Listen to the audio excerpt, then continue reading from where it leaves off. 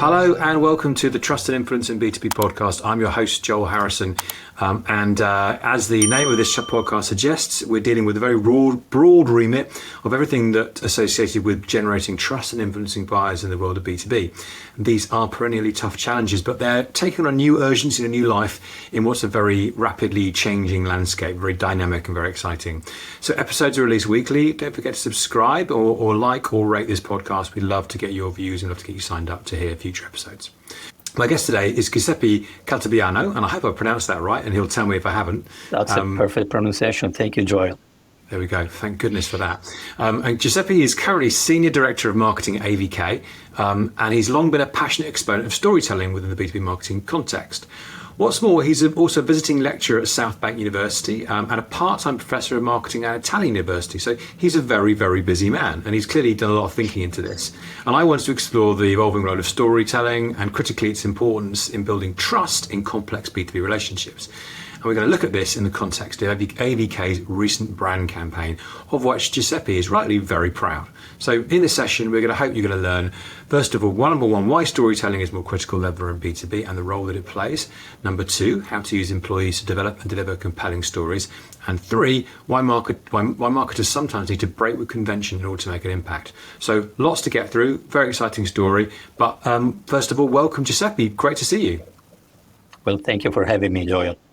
Well, it's great you could be here. I appreciate you taking the time. You and I have known each other for a number of years, but it's great to have this chance to sit down and chat in more detail about what it is you've been up to more recently. And we live in the same town, by the way. We do. We should have done this in person, couldn't we? Well, one day when I get my full home studio sorted out, we'll do that. So, Giuseppe, before we start diving into storytelling and what you've been doing at AVK, tell us a bit about that company, because as ever in B2B, there are loads and loads of amazing brands that you would not necessarily ever have heard of unless you worked in that space. So what do AVK do, and who do they do it for? Yeah, that's a good question. That's a good way to start. So AVK provide energy solutions for data centers. So the industry sector is data centers, which I think it's becoming mainstream. It was completely unknown until a few years ago. But now every single time we watch TV or we read the newspapers and we see some announcement about AI infrastructures, data center cloud, that's basically what data center is. And AVK specifically provide the energy for data centers. So the data centers usually need a few things: land, first of all, to be built, but also the second thing is they need power. And power is something we provide. So we build energy stations for data centers. That's really interesting, because it's, as you say, it's gone under the radar, I think, probably at data centers. We haven't really appreciated probably how important they are. Now AI is everywhere, and they're large facilities, right? They're taking up a lot of resources. You need to invest in them properly to make them work, and obviously power is a critical part of that. So, very critical piece of the infrastructure. Exactly, yeah, that is really the case, and I think the industry is more or less at a crossroad, because we may become the enemy or friends of communities and people and countries, depending on the kind of narrative, which is also one of the reasons why storytelling is so important in this specific industry at this specific moment. Okay, well, that's great to hear. So let's talk about storytelling then. So you spent a lot of your time, you're a content marketer by background, am I correct in thinking? Or you have got experience? You are correct, yes, that's my background, yes. Okay, so you built much of your career around the power of storytelling. Why do you think storytelling, just unpack what you said just now, why is storytelling so important right now in B2B? Well, that's a good question, Joel. Storytelling is part of human nature, right? Stories connect people, regardless the industry and the domain. There is a quote I really like to mention every single time from a very well-known writer, Salman Rushdie. And basically what he says is, when a child is born, the first thing the child requires is safety and love. And then the next thing is asking for a story. So stories are part of human nature. And it's not just the fact that we like stories. They generate some kind of biological reaction. And I think I'm not really saying something new, but our brain, the activity of our brain increased fivefold when we watch a film or hear a story or just read a book. So there is some kind of biological reaction. And one of the things that happens is our brain generates oxytocin, which is the empathy hormone. And empathy generates confidence, and confidence generates trust. So it's a very simple kind of reaction, but that's the reason why we remember stories much better than data and numbers. So if we are properly mixing, data, figures with stories, that's probably the best way to do it. And that's the reason why, in simple terms, stories simply work. And again, it's not a matter of B2B or B2C. We are humans, and we are running businesses. Stories definitely attract people more than, and get remembered definitely more than any kind of rational approach. It's interesting. I didn't know there's so much in that which is interesting and resonates with me. And I didn't know there was a hormone for empathy. Of course, there's a hormone for empathy, but I didn't know what it was. So it's interesting how, in some ways we talk about storytelling as being an emotional. Well, of course it's an emotional thing, but actually there's science behind it, right? So it's a scientific way of explaining an emotional response, which is fascinating. But you made the point then that you're quite reasonably we're saying, well, stories appeal to us whether we're B2B or B2C or whether we're children or whether we're adults. But there is a particular resonance which the stories have in B2B markets and decision-making process, given how complex a lot of these, typically what it is we're selling. And certainly I suspect that power supplies to data centers is pretty complex. Is that fair? Do you think there's more of a resonance and there's more potential that storytelling can have in these kind of complex environments? Yeah, I think, B2B as an industry, as a domain, it's really based, marketing for B2B is based on trust. The kind of interactions and the kind of selling interactions we have are much wider than consumer. So trust is one of the main elements of the buying process. And as I mentioned, oxytocin and in general the storytelling process, it's really what fosters empathy, which in turn creates trust. So this is one of the many ways, it's not the only one, of course, but it's one of the many powerful ways to have trust, to generate trust whenever we have a conversation or, whenever we have an interaction with our potential buyers. So yeah, the more complex, the more trust you need in a business interaction, potentially the more, I would say, storytelling may work, as a tactic for your B2B marketing approach. Okay, as a means to build that long-term trust to get a company organization towards a decision. Yes. Okay. So let's talk about... in complex deals, Joel, people, we don't buy from logos, right? We buy from the people we trust, and trying to defend our choices and not being fired. It's one of the main drivers, I would say, in B2B, and trust is key. And again, that's the reason why storytelling may take a key role in B2B tactics. Okay, all right, that's very helpful to understand that and to unpick that. So let's start bringing this alive in a real world scenario, because you joined AVK in 2024. So it's about the context, the challenge you were trying to address, because you need to do a rebrand. Tell us what wasn't working, or perhaps what was bad and what was good. What wasn't working, and what was the opportunity that you could see? Well, first of all, I joined AVK in mid-2024 after 7 years in software, SaaS, and content marketing. So my environment was completely different. And the challenge for me was coming back to the data center business. I was at Schneider Electric many years ago, and having the possibility to establish a new kind of narrative, which is exactly what we mentioned at the beginning of the podcast. Now, the situation was very simple. Their brand was not started as a rebrand. It started as a very deep introspective kind of approach, meaning the company at that time was going through a very deep generational change. The founder left. He basically left the company to the son, Ben Pritchard, which is now my manager, by the way. He's the CEO of the company. Very young CEO, probably one of the youngest CEO in the data center business and in general in tech here in the UK. He's an amazing CEO, but as you can imagine, he brought a completely different view to the company from a business standpoint, from a people standpoint, an approach, partnership. Everything was different. So the real point when I joined the company was not really do we need to rebrand, was does the current visual identity still representing us? Are mission, vision, values still representing us? Well, the answer was no. We are changing, and so we need to change. So the rebrand really started with the new mission, vision, and values. That was the starting point. And then, of course, we realized, well, probably the way we've been approaching our visual identity is no longer representing us. The taglines, the slogans, the narrative are no longer representing us. Then at that point, really, we realized that a rebrand was required. It was not a complete rebrand. I would say it was a brand refresh, and I will explain now in a moment the reason.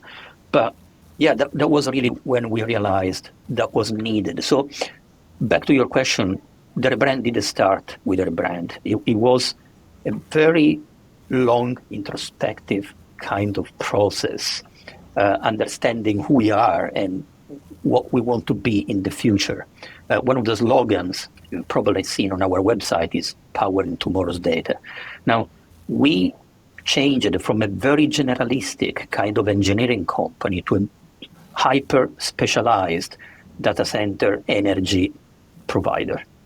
So all the things, generational transformation, the new CEO, new wave of people coming on board, including myself, we doubled down the number of people in less than 12 months. New culture coming, but also from a very generalistic approach, we're now hyper-focusing on data centers, which are, by the way, contributing to our business for probably 95% of the overall revenues. So it just made sense. And that was the real key for their branding. Okay, so you've got that clarity of thought and clarity of purpose and clarity of focus. And you've got a new broom and a new CEO, and so you've got an opportunity to do things differently. But you've also got, decades of history and customer trust. I guess you've got to try and balance those things, right? Because, decades of history is in, if I'm correct in saying that, in quite a new industry like data centers, you're presumably, you don't want to lose that resonance. So was it a balancing act?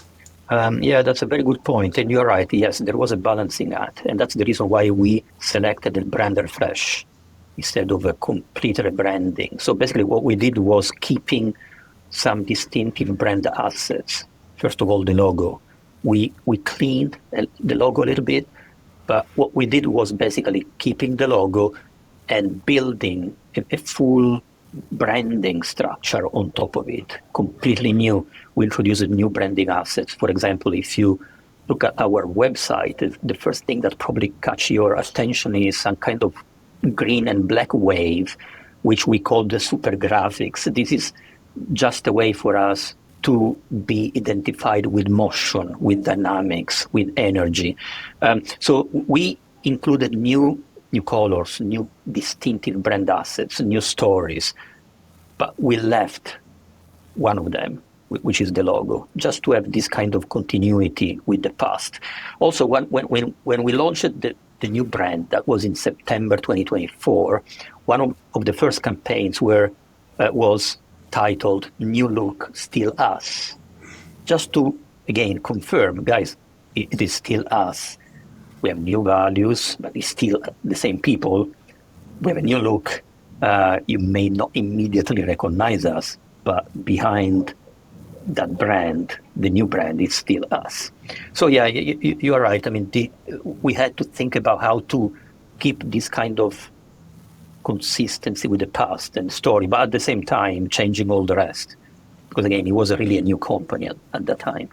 Okay, so yeah, it's finding the right level at which the right level of history to hang on to, but at the same time, what fits with the here and now and the new broom that you're essentially trying to bring in, new approach. Which is the reason why playing with distinctive brand assets is extremely dangerous at all levels, by the way, not just B2B, but all domains. And that's the main reason, again, why we decided to leave one of the major brand assets, which was, again, the logo.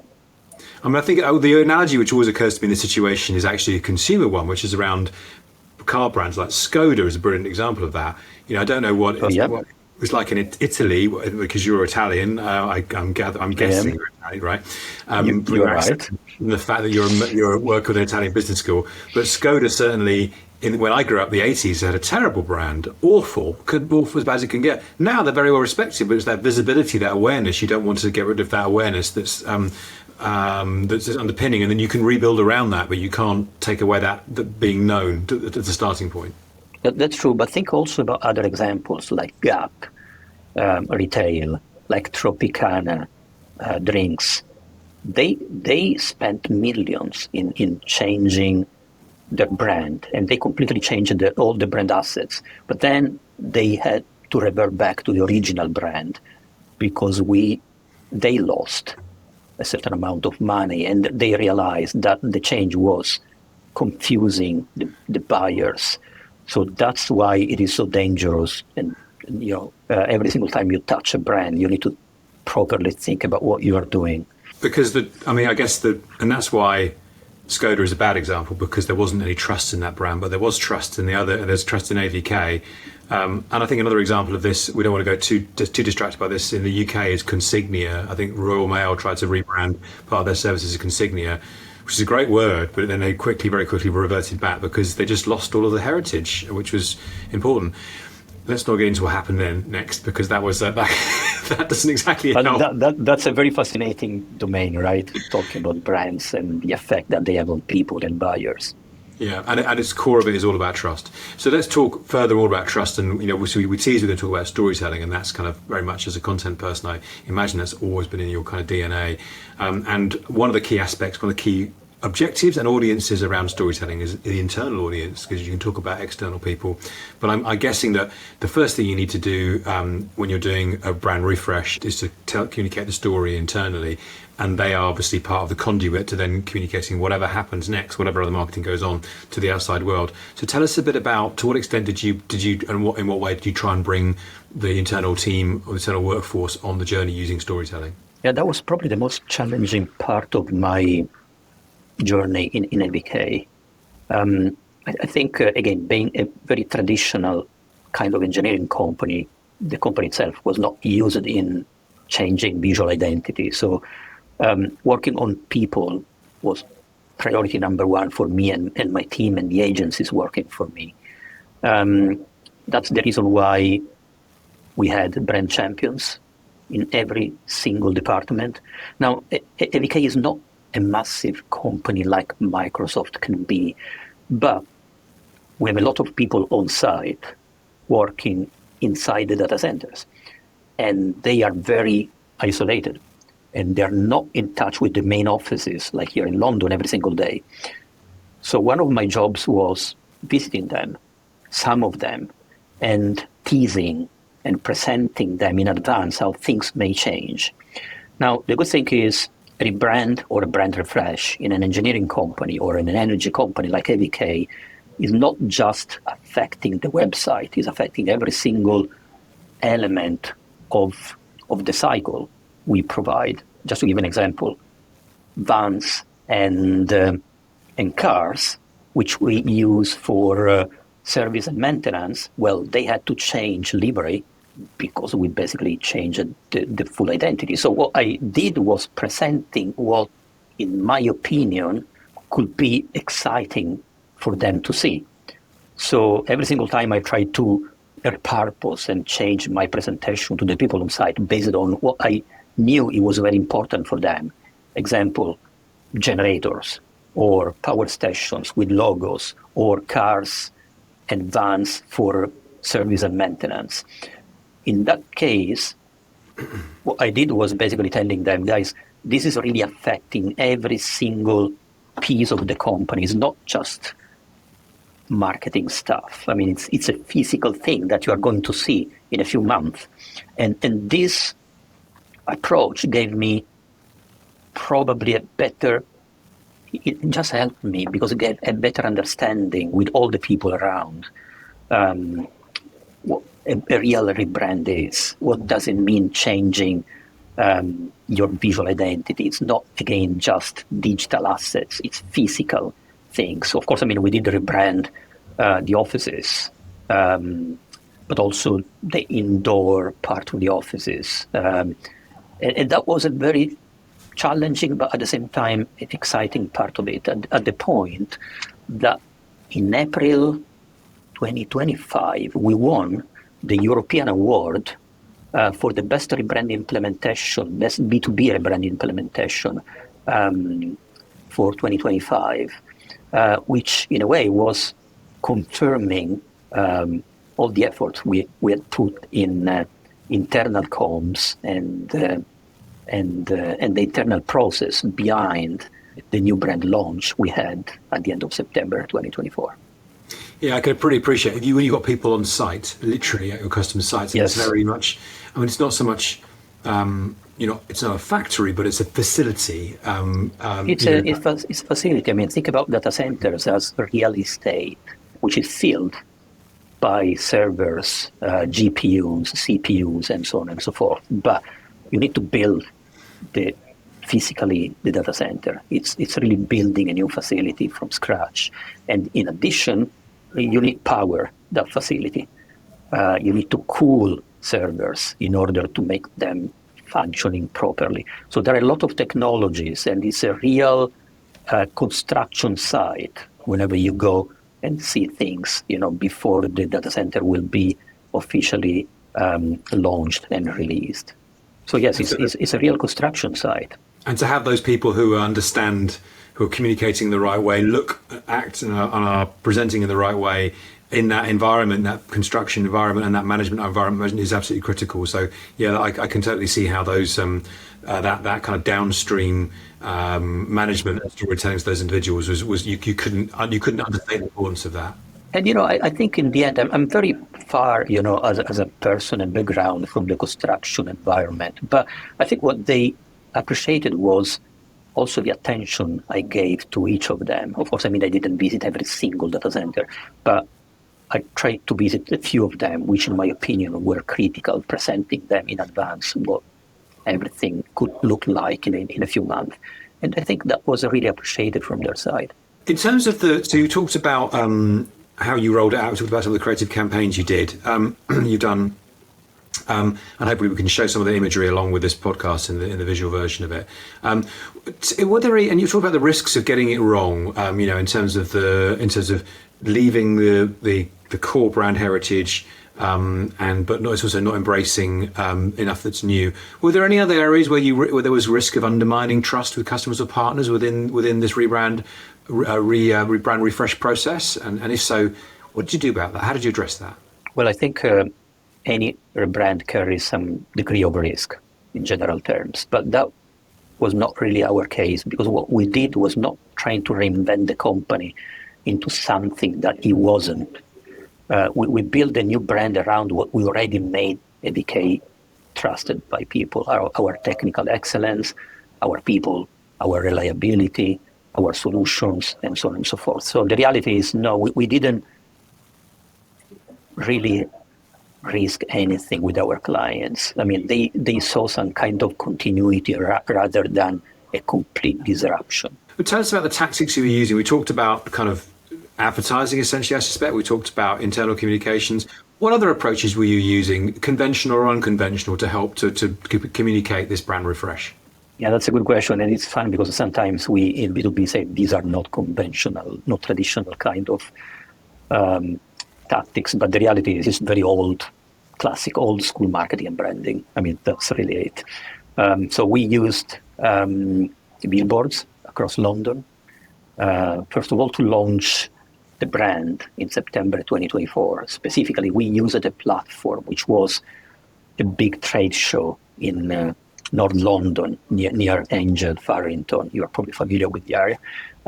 So what we did was booking all the roadside signs across all the exit of the tube near Islington and Angel with the new brand, in a way that we could reach all the people going basically to the venue.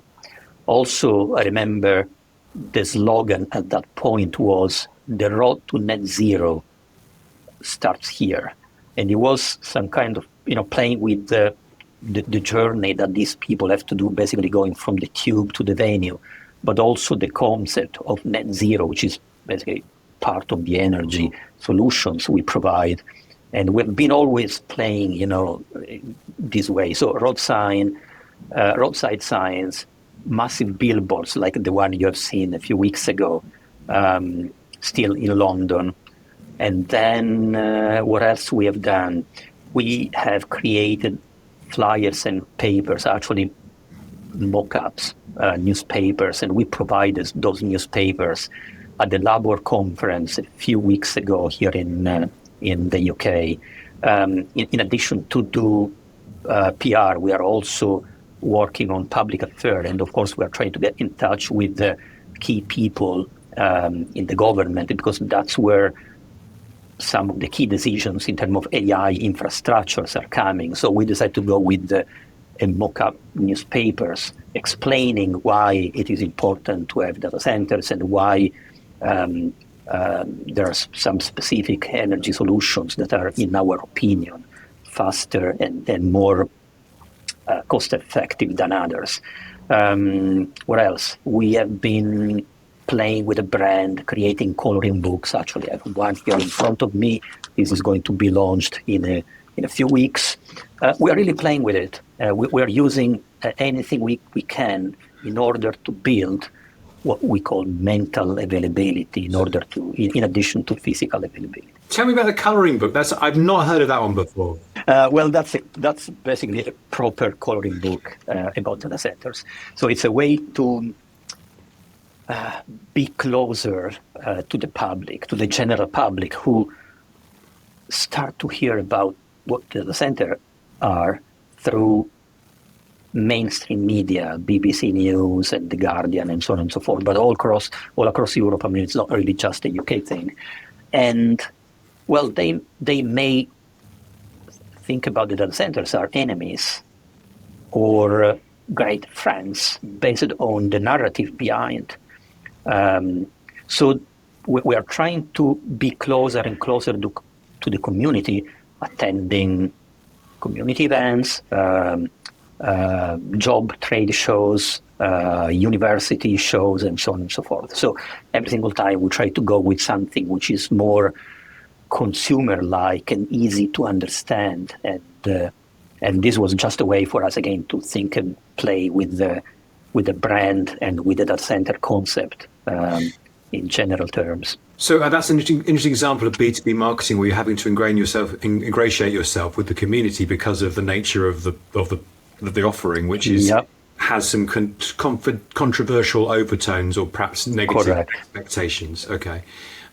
So that's a fascinating challenge again. And the storybook was that given to people or was it? Yeah. It was given to people, to students, to local communities, to the press, and so on and so forth. Yeah. Okay, fantastic. And just to rewind a little bit, you're talking about advertising at Angel around the event, and I'm guessing around the venue. Was there a particular event that was that your relaunch event? Was there an industry trade show? Yeah, it's an annual event. It's the biggest one here, one of the biggest here in London. It's called DCD Connect, and people from all over Europe, all over the world. I mean, they basically come to London for 3-4 days. I mean, it's a very typical B2B kind of trade show, very old style.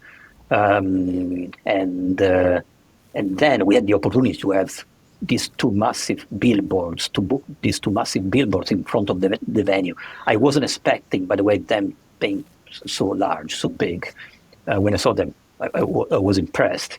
And one more time, we booked them, and what we did was playing with our brand and with the concept we want to bring to the people. I think this is something maybe we can show later to your public, to your audience. But yes, we always try to go with some kind of unconventional approach. People came back to me, I remember, for weeks asking, well, first of all, congratulating with the idea, which was not coming from me, by the way, it was coming, of course, from our branding agency. But still, it is a new thing. It is very clear that maybe not everywhere in B2B, but clearly in the data center business, in the digital infrastructure business is a new thing. And of course, I'm also doing very, let's say, traditional digital kind of stuff. So each campaign is a mix. It's a mix of on-site and offsite, online and offline kind of things. So the same campaign is repeated at digital level on Google, LinkedIn, media, of course, trade media, and so on and so forth. So we try to think about something that may attract people, maybe in a specific moment in a specific city, but at the same time, then we launch a global campaign all over, let's say, traditional social media channels, including LinkedIn, Google, and so on and so forth. Okay, so a real broad approach, lots of quite traditional, right back to the trade shows, advertising, digital, and then to some really really unusual stuff that they're colouring in, but which I love about that.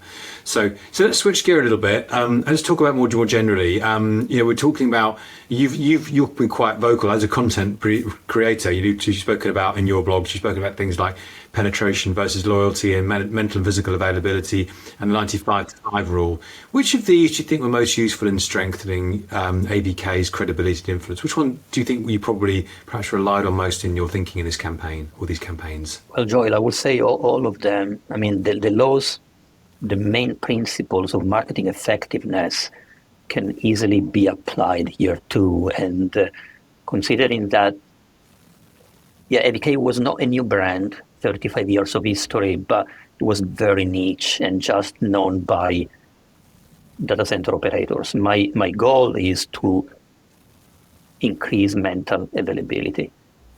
So back to your question, all the things like the double jeopardy law, the mental availability and physical availability, these are all things that we are trying to follow. The less benign 95/5 rule, which means only 5% of your customers in this specific moment are in market and they are ready to buy. All the others are not. Now, we may argue about the numbers, but that's not really the point. The point is, even in the data center business, our customers are not building data centers every single day. There is a gap. It's a very long sales cycle. And between the buying process and the following buying process, you need to be visible. It's a perfect time to do branding. So all these laws, all these principles that are very common and typical in consumer market, well, they are absolutely working in B2B as well. And that's what we have tried to do, applying every single of them whenever it makes sense to AVK as a brand. Okay. Also, at the beginning, we teased the fact that you're a professor. You're helping us. You're helping out with. You're working at South Bank University in London, and you're also affiliated with a university in Italy. Forgive me, I'm not sure where that is in Italy, but perhaps you'll tell me. It's a business. It's a business university in Milan. Okay, in Milan. Okay, so tell us a bit about how does your experience in academia? Because I find not often do the worlds of academic insight and actual practice overlap. So you're quite unusual in my experience in that regard. How do the two things mutually feed each other, or are they completely separate worlds in your mind? No, they are not. Actually, they work pretty well. Well, first of all, I'm not a full-time professor. I'm a visiting lecturer here in London, and I do have some modules in class in Milan, which means I'm busy with teaching maybe a few weeks per quarter. No more than that. But going back to your point, this is an interesting part of my career in a way, because when you teach, you are constantly challenged to explain why and how things work. So you need to clarify, first of all, to yourself, and then you can teach to people. Usually my students are undergraduated or postgraduated doing some masters. So really force clarity of thoughts, in my opinion. And at the same time, vice versa, bringing some kind of academic approach and process and rigor into practice helped me test some of the branding and marketing theories. And I can really play with this, but with all of them here in AVK, but I did the same in my past experiences. So I think there is a double kind of connection. First of all, you need to clarify with yourself why things work. Secondly, you bring external experiences to students, which is probably the best way for them to learn. In addition to the theoretical part, I am a practitioner, so I explain how I apply things into my daily world and daily job. And finally, I can get back a lot of inputs from them and reapply them, of course, in my daily activities. So there is a very strong connection, two-way connection between my daily activity in B2B and what I part-time try to do with teaching. Okay, cross-fertilization of experiences. Yes. That sounds great. Yep. So we're just running out of time because there's so much to talk about, and we only have so much finite time on these podcasts. So I think the last question my fault.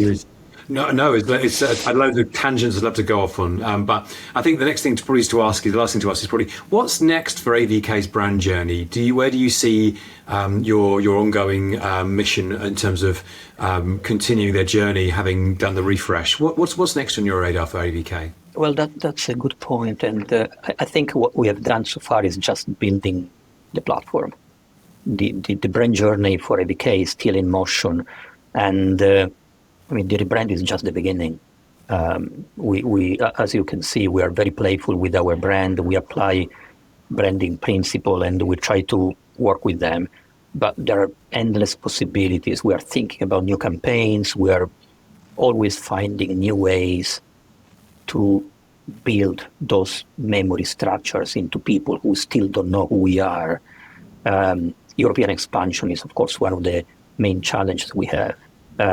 We have presence in most of the large European countries, but not everywhere. And with AI now, every single country can be a potential target for energy and for data centers. So this is a real exciting time for all of us. I think, just summarizing my answer, we have built the foundation, and now we are building all the pieces on top of this foundation.